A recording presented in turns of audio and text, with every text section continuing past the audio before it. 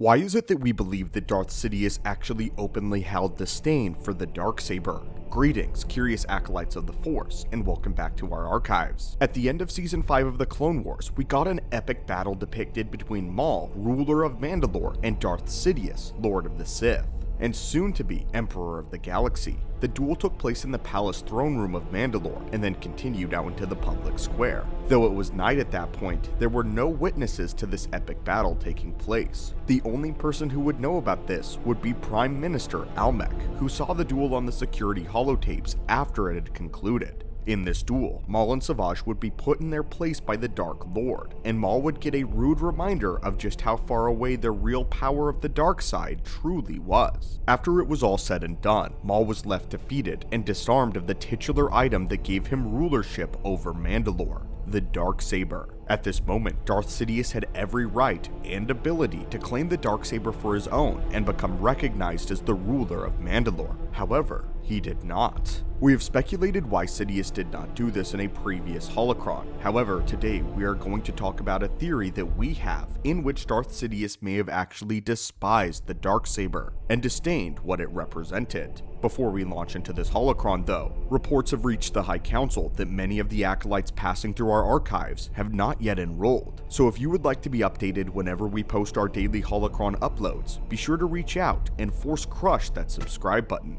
It is your destiny. Now, onto the holocron at hand. It's certainly a curious thing that Sidious treats the Darksaber with such contempt. Maul actually had the right idea by claiming the saber for his very own, and instantly building himself a powerful group of allies with the Death Watch, as he now had full control over Mandalore and went from prisoner to ruler in the span of one afternoon. It was this act which actually put Maul back on Sidious's radar up until that point. And it was the Darksaber that caused Sidious to now believe that his former apprentice was a viable threat. Until then, Maul had been committing relatively low-profile crimes which were beneath Sidious's notice. It was one thing for his apprentice to have survived his injuries, but it was another to have completely risen from the ashes as a new player in the game and to have taken over Mandalore. And even more than this, drawn the Jedi Order's attention. Even Sidious himself expressed that he was impressed with Maul and bestowed him the highest and most dangerous honor that the Dark Lord of the Sith can give to any living creature, the status of becoming a rival. It is important to note that Sidious wasn't just impressed with Maul's ability to have survived, but also survived likely what would have been a lethal blow. Not just anyone comes back from being bisected by a lightsaber. While that was grandiose and all, what really made Palpatine turn his head towards his old apprentice was that Maul exercised enough guile and tact to have taken over an entire system in less than a week. You have to understand that to Darth Sidious, this kind of action was the true way of the modern Sith. He had raised Maul to be nothing more than an assassin, someone to do the dirty work of slaying Sidious's enemies in the shadows, and he never intended him to be his real apprentice or anything more than a dog that he could sick on people. But Maul, all by himself, progressed beyond these confines and found his niche with the Mandalorians, a warrior people of whose language Maul was proficient in.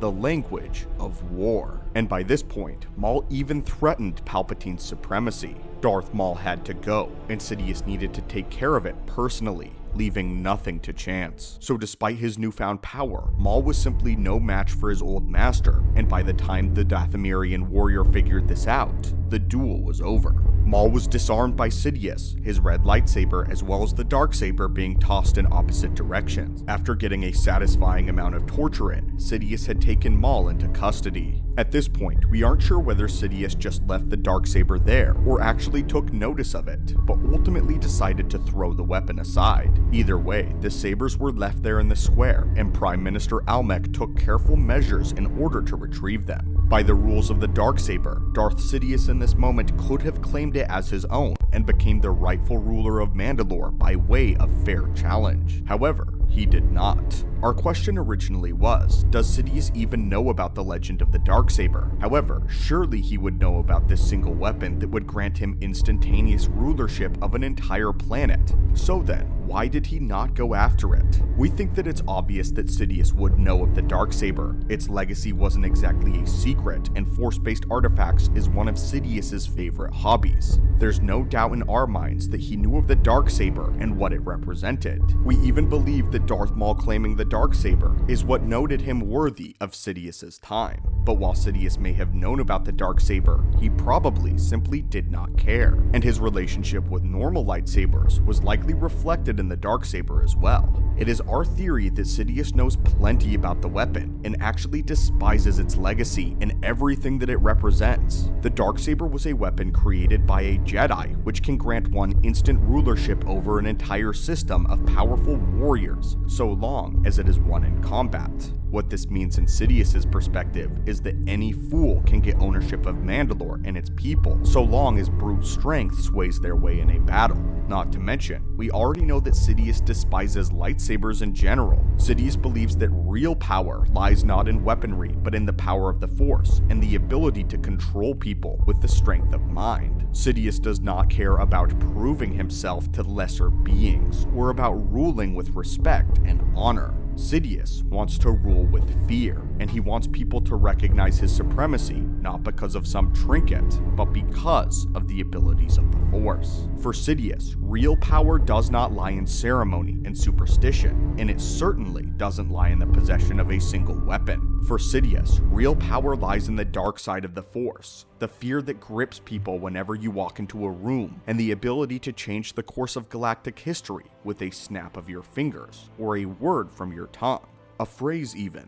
A phrase such as execute Order 66. Sidious believes his rulership is granted to him by his birthright. He sees the galaxy as his to claim, and the dark side is the catalyst in which he does so. Sidious scoffs at the notion of needing to earn the respect of lesser beings via trial combat. The Sith have moved so far beyond this that it would be an insult to himself and everything that he built if he were to lower himself to that standard. Here's the difference. The system of the Darksaber puts the power of rulership in the weapon rather than the individual. Palpatine wants his words to be law because it is his word, not because he owns some trinket, some Jedi superstitious lightsaber. And this is why we truly believe that Sidious despises the Darksaber and why he refused to claim it or even take note of it. But my friends, we now open the datacrons up to you. What are your thoughts on this theory? And be sure to let us know your own speculations and adding or detracting from our theory.